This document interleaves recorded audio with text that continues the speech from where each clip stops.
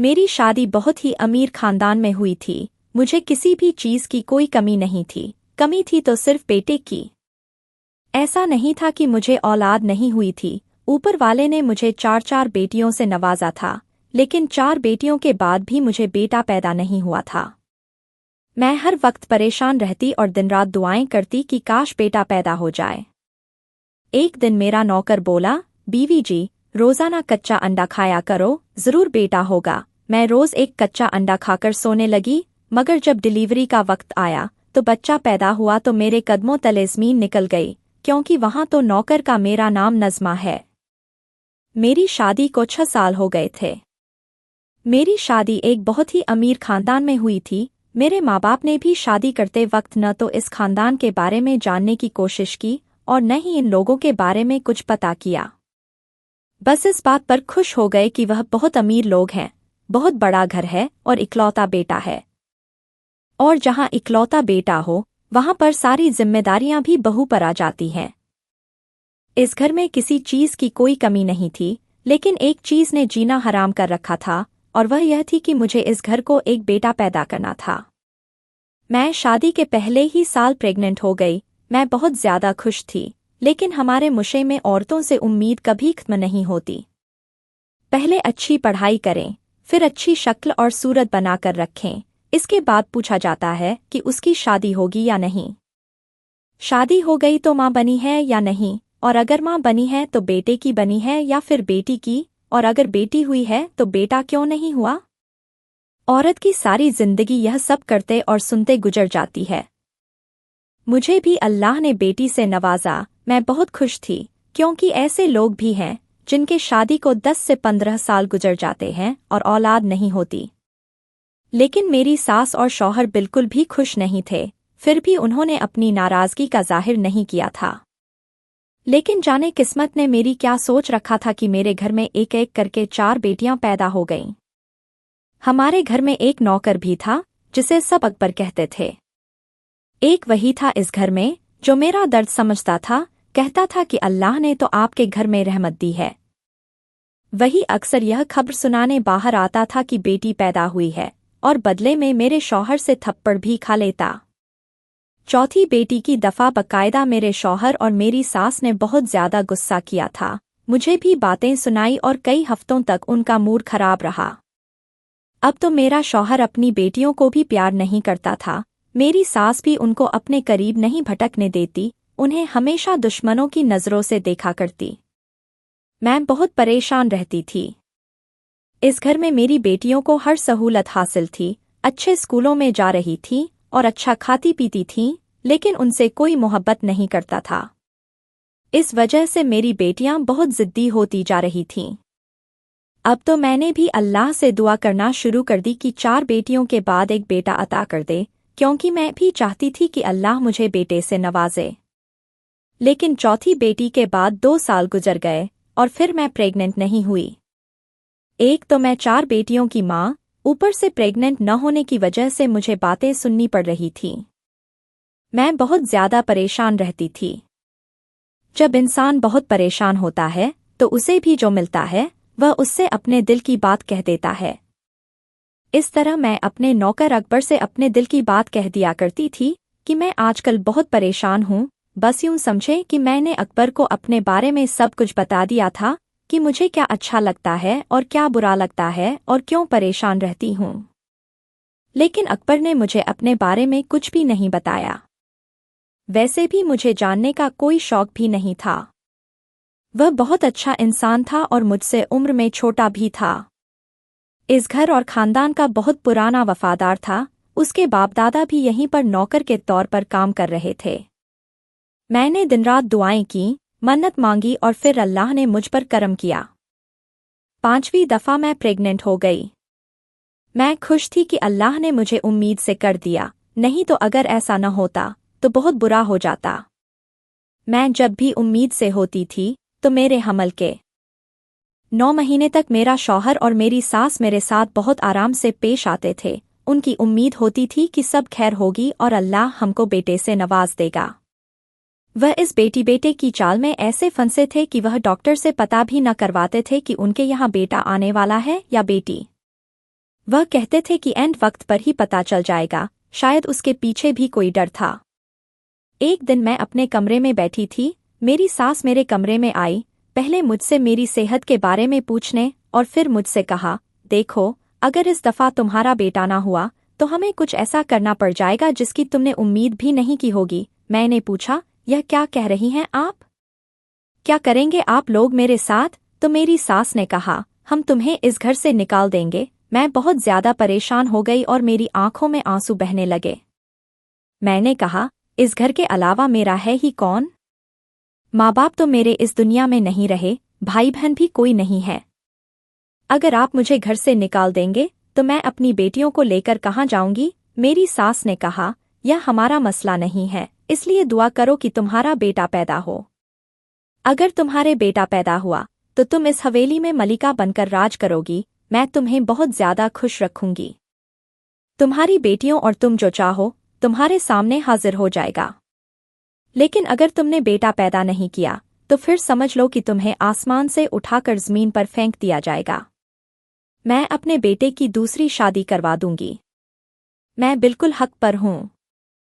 मैंने तुम्हें 5 मौके दिए, अगर 5 मौकों के बाद भी तुम इस घर को एक वारिस ना दे सको तो यह तुम्हारी गलती है। मेरी सास के जो मुंह में आता गया वह सुनाती चली गई, यहाँ तक कि उन्होंने यह तक कह दिया कि अगर बेटा पैदा ना हुआ तो मुझे अपने 5 बेटियों को लेकर इस घर से हमेशा के लिए जाना होगा। यह सब सुनकर मैं बहुत हैरान हुई थी। आखिर इस कदर जालिम कैसे हो सकती हैं? अच्छी तो यह मेरे लिए कभी नहीं थी, लेकिन इतना जुल्म ये लोग मेरे साथ कैसे कर सकते हैं? अकबर को मैंने कुछ देर पहले जूस बनाने को कहा था, वही देने शायद कमरे में आ रहा था। जब उसने मेरी सास की बातें सुन ली और मुझे रोते हुए भी देख लिया, तो जब वह कमरे में आया तो मेरे आंसू इस कदर बह रहे थे कि मैं उन्हें रोक न सकी। अकबर ने जूस को एक तरफ रखा और हाथ बांधकर खड़ा हो गया। उसने सिर झुका लिया। मैंने अपने आंसू साफ किए। उसने कहा, बीवी जी, मैंने सब सुन लिया है, ये बड़े ही जालिम लोग हैं। इनके बाप दादा भी ऐसे ही थे और इनके खानदान को कोई बद्दुआ लग गई है। कई कई सालों तक इनके खानदान में बेटा पैदा नहीं होता।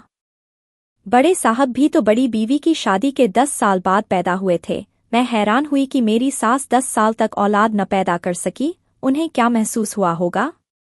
वही जो अब मुझे महसूस हो रहा है। फिर क्या वह मेरा दर्द नहीं समझ सकती थी?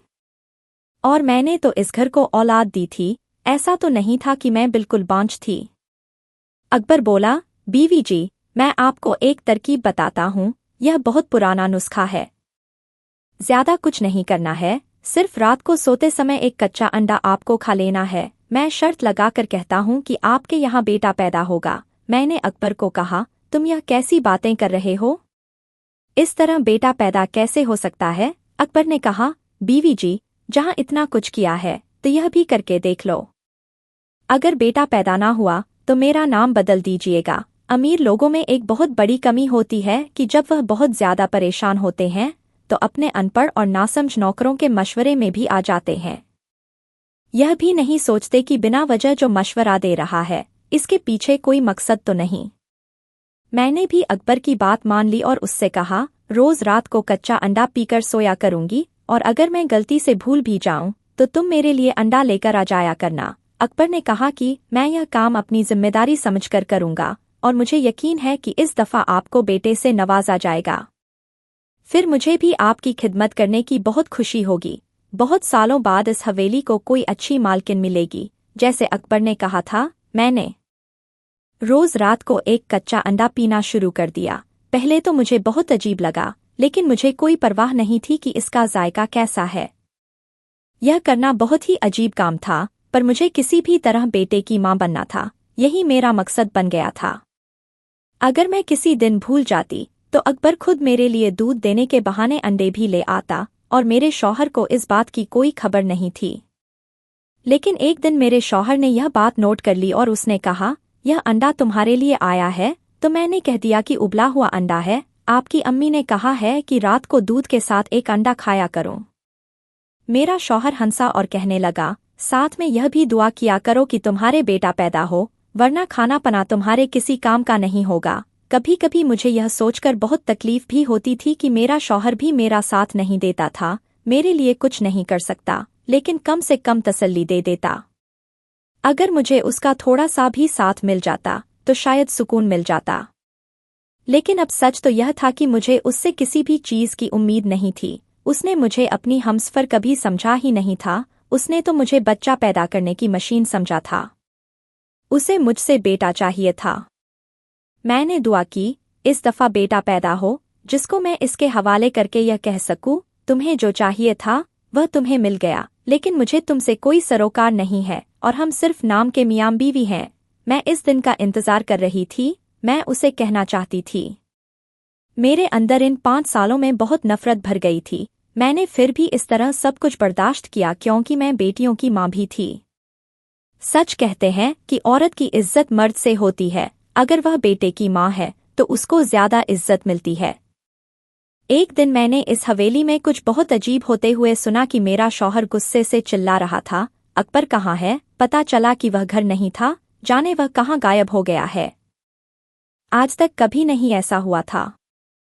मेरे शौहर ने कहा, आज मेरे से बहुत जरूरी दोस्त आ रहे हैं, मुझे इतने सारे काम हैं, और यह कहाँ भाग गया? मैं भी सोचने लगी कि आखिर अकबर कहाँ है, लेकिन वह रात से पहले वापस आ गया था। उसे मेरे शौहर ने बहुत डांटा और उसने सारे काम वक्त पर कर दिए। जब रात को वापस आया तो मैंने उससे पूछा, तुम कहाँ गए थे? तो वह कहने लगा, बस मैं किसी काम से चला गया था। लेकिन मुझे साफ महसूस हुआ कि वह झूठ बोल रहा था। जैसा अकबर ने कहा था, मैं रोज रात को कच्चा अंडा खाकर सोया करती थी और साथ में अल्लाह से दुआ भी करती थी। मेरी सास लोगों से बातें करते हुए कह रही थी, हाँ, बहू उम्मीद से है, बस दुआ करो बेटा हो जाए, नहीं तो इसका काम हमेशा के लिए तमाम कर दूंगी। बस बहुत झेल लिया इस औरत को। एक दिन मैंने अपने शौहर से सवाल किया, अगर इस दफा भी हमारे यहाँ बेटी पैदा हुई तो क्या आप मुझे घर से निकाल देंगे? मेरे शौहर ने एक पल मुझे देखा और फिर इस दुनिया की सबसे जालिम बात कह डाली। उसने कहा, इस घर में मेरी अम्मा का हुक्म चलता है। अगर मेरी अम्मा कहेंगी कि तुम्हें इस घर से जाना है तो मैं तुम्हें तलाक दे दूंगा। मेरे शौहर ने यह बात इस कदर आराम से कही थी, जबकि इस बात से मेरे दिल में बहुत बड़ा तूफान मच गया था। लेकिन मैं कुछ न बोली और इतना कह दिया, यह आपकी जिंदगी है, आपकी हवेली है और औलाद भी आपकी है। एक दिन मैंने कुछ ऐसा देखा कि मेरे पाँव तले से जमीन निकल गई। रात का वक्त था। यह टाइम वही था जब अकबर मेरे लिए अंडा लेकर आया करता था, लेकिन आज उसे आने में देर हो गई। मुझे नींद आ रही थी। मैं चाह रही थी कि मैं जल्दी से अंडा खाकर सो जाऊं। मेरे आखिरी दिन चल रहे थे। मुझे सुबह से ही तबीयत में कुछ अजीब सा महसूस हो रहा था। मुझे बहुत ज्यादा नींद आ रही थी। मैं बार बार घड़ी की तरफ देखती, लेकिन वक्त है कि गुजरने का नाम ही नहीं ले रहा था। और फिर अकबर भी नहीं आया था अंडा लेकर। फिर सोचा कि खुद ही चली जाती हूँ, देखती हूँ कि वह क्या कर रहा है, और अगर नहीं है तो खुद ही किचन में खड़े होकर अपना काम करके वापस आ जाऊंगी। जब मैं जाने लगी, पूछा, इस वक्त कहाँ जा रही हो तुम? तो मैंने कहा, मैं जरा टहलने जा रही हूँ, मेरी टांगों में बहुत ही खिंचाव महसूस हो रहा है, चलूंगी तो थोड़ा आराम मिलेगा। उसने कहा, ठीक है, जाओ। वह खुद कोई किताब पढ़ने में मसरूफ था। जब मैं किचन की तरफ आई तो किचन की खिड़की से मैंने एक मंजर देखा। इस मंजर को देखकर मेरे कदमों तले जमीन निकल गई। मैं हैरान रह गई। सामने एक ट्रे रखी थी जिसमें दूध का गिलास रखा था और अकबर के हाथ में वह अंडा था जिस अंडे पर वह कुछ पढ़कर फूंक रहा था। फिर अंडे को उसने ट्रे में रखा और उसे उठाकर बाहर आने लगा कि उसका मुझसे सामना हो गया। मुझे देखकर वह ऐसे चौंका जैसे कोई चोर पुलिस को देखकर डर जाता है। कहने लगा, बीवी जी, मैं आपके कमरे में ही आ रहा था, लीजिए और इसको खा लीजिए। मैंने उससे कहा, जो तुम कर रहे थे मैंने देख लिया है। क्या कर रहे थे तुम? क्या तुम मुझ पर कोई जादू टोना कर रहे थे, या यह सब करने के लिए तुम्हें किसी और ने कहा है? कहीं तुम्हें यह सब करने के लिए मेरी सास ने तो नहीं कहा? वह जानबूझकर मुझ पर ऐसा अमल करवाती हो जिससे बेटी पैदा हो, ताकि मुझे इस घर से निकालकर अपने बेटे की दूसरी शादी अपनी भांजी इरम से करवा दे। तुम तो इस खानदान के पुराने नौकर हो, तुम जरूर इन लोगों के साथ मिले हुए हो। इस हवेली में तो जाने कितनी आती हैं और कितनी जाती होंगी। मैं भी इस घर की एक औरत हूँ, आज हूँ कल नहीं। मैं मरूं या जीऊं, इससे किसी को कोई फर्क नहीं पड़ेगा। जब मेरे अपने शौहर को ही मुझसे कोई फर्क नहीं पड़ता, तो फिर एक नौकर मेरे लिए इतना रहमदिल कैसे हो सकता है। मैं बिल्कुल पागल थी जो तुम्हारी बातों में आ गई। मेरे मुंह में जो आ रहा था मैं बोले जा रही थी। वह बार बार ना में सिर हिला रहा था। ऐसा कुछ नहीं है, मैं गद्दार नहीं हूँ, हाथ जोड़कर विनती कर रहा हूँ, लेकिन मुझे कोई फर्क नहीं पड़ा। मैंने ट्रे को हाथ मारा, अंडा और दूध नीचे गिरा दिया। शोर सुनकर मेरा शौहर भी वहां आ गया। मैं अपने शौहर से कहने लगी, इस शख्स को इस घर से निकाल दो, कि अचानक ही मेरे पेट में बहुत ज्यादा दर्द होने लगा और मैं लड़खड़ा लगी। मेरे शौहर मेरी तरफ बढ़ा और दाई को बुलाया गया। मेरी अभी तक की सारी डिलीवरी घर पर ही हुई थी, लेकिन इस दफा मेरी हालत बहुत ज्यादा खराब थी। दाई ने कहा, यह मेरे बस का केस नहीं है, इसकी बहुत ज्यादा हालत खराब है, यह मर जाएगी, इसको अस्पताल लेकर जाओ। मेरे शौहर इस सब के खिलाफ था, लेकिन मेरी जान पर बनी थी, इसलिए मेरे शौहर ने इजाजत दे दी। मुझे अस्पताल ले जाया गया। जब डिलीवरी का वक्त आया, मैंने अपनी औलाद को देखा तो मेरे कदमों तले जमीन निकल गई, क्योंकि वह भी एक बेटी ही थी। मैं बुरी तरह से फूट फूट कर रोने लगी, डॉक्टर भी हैरान रह गई।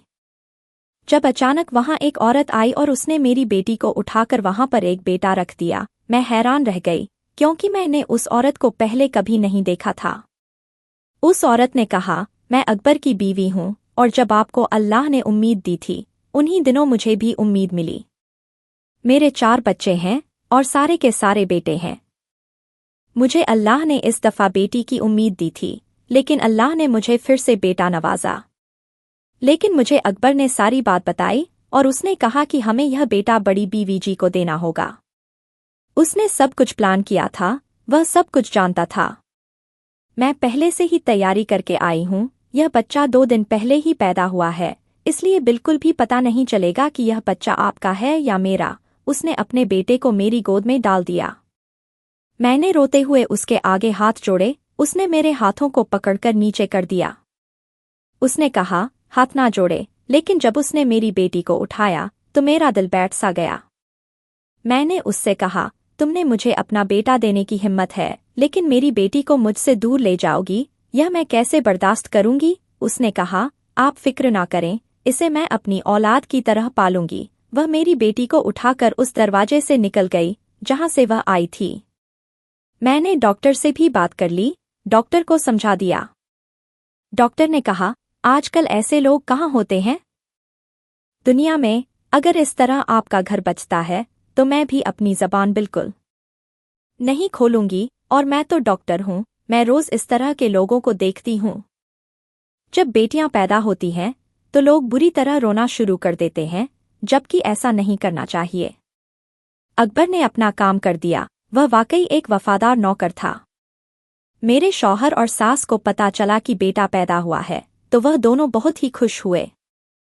जैसा मेरी सास ने कहा था, मुझे मलिका की तरह ले जाया गया और मेरी हर बात मानी गई। मेरा शौहर अपने बेटे को पाकर बहुत खुश हुआ, मेरी बच्चियों से भी बहुत मोहब्बत करने लगा। आज मेरी तबीयत कुछ बेहतर हुई और मैं घर आ गई। मैंने अकबर का शुक्रिया अदा किया। मैंने कहा, मुझे माफ कर दो, मैंने जाने अनजाने में तुम्हें क्या कुछ नहीं कहा था। उसने कहा, बीवी जी, कोई बात नहीं, मैं आपका हाल समझता हूँ। उस अंडे से इस बात का कोई ताल्लुक नहीं था, बस मैंने सोच लिया था कि मैं अपनी औलाद आपकी झोली में डाल दूंगा, लेकिन अगर यह बात आपसे पहले करता तो जाने आप क्या सोचती। लेकिन मुझे उम्मीद थी कि अल्लाह आपको बेटे से नवाज देगा, लेकिन जब हमें पता चला कि आपके बेटी पैदा हुई है तो मैंने अपनी बीवी को फौरन भेजा। मैं शादीशुदा हूँ, यह बात मैंने किसी को नहीं बताई। आपकी बेटी हमारे घर में पूरी तरह महफूज है, और हमारे 4 बेटे के बाद जब बेटी मिली है तो जाहिर सी बात है वह हमारे घर की रानी की तरह बनकर रहेगी। आप फिक्र ना करें, आपसे मिलवाने के लिए ले आकरूंगा। मेरी सास और शौहर को जो चाहा वह मिल गया था। मैं इस घर की मलिका तो थी ही, लेकिन अब मेरे तेवर बहुत ज्यादा बदल गए थे। मैं अपनी सास की हर बात को जूतों की नोक पर रखती थी और हर बात का जवाब देती थी, और वह भी चुप करके सुन लिया करती। फिर किस्मत ने बाजी पलटी और एक दिन मेरे साथ एक बहुत बड़ा हादसा हो गया। मेरे शौहर और सास गाड़ी में बैठकर कहीं जा रहे थे कि उनकी कार का एक्सीडेंट हो गया और उन दोनों की मौत हो गई। मुझे अपने शौहर के जाने का बहुत अफसोस हुआ था। मैंने कई महीनों तक उनके जाने का शोक मनाया। हवेली की मालकिन मैं थी, वह सारी हवेली मेरी हो चुकी थी। मैंने अकबर और उसके बीवी बच्चों को गांव से वापस बुलवा लिया था। मैं अपनी बेटी को अपनी आंखों के सामने बड़ा होते हुए देखना चाहती थी और धीरे धीरे मैंने गांव की हवेली और सारी जमीन बेच दी और शहर जाकर अपना घर बना लिया। शहर में जाकर सबको मैंने यही कहा कि अकबर मेरा सगा भाई है। वक्त के साथ साथ मेरी बच्चियां और अकबर का बेटा भी जवान हो गया। मैंने अपनी 5वीं बेटी की शादी अकबर के बेटे से कर दी। इस तरह मुझे अपनी 5वीं बेटी भी वापस मिल गई। सारी दुनिया यही जानती है कि अकबर मेरा सगा भाई है। फर्ज तो उसने सगे भाइयों से भी बढ़कर अदा किया था, सिर्फ मेरी मदद करके, बल्कि मेरे बच्चों को पालने में भी मदद की। आज हम सब लोग एक साथ रहते हैं और हम बहुत खुश हैं। तो दोस्तों, यह थी आज की कहानी। कहानी आपको कैसी लगी कमेंट करके ज़रूर बताएं। वीडियो अच्छी लगे तो लाइक करें, शेयर करें, सब्सक्राइब करें। धन्यवाद।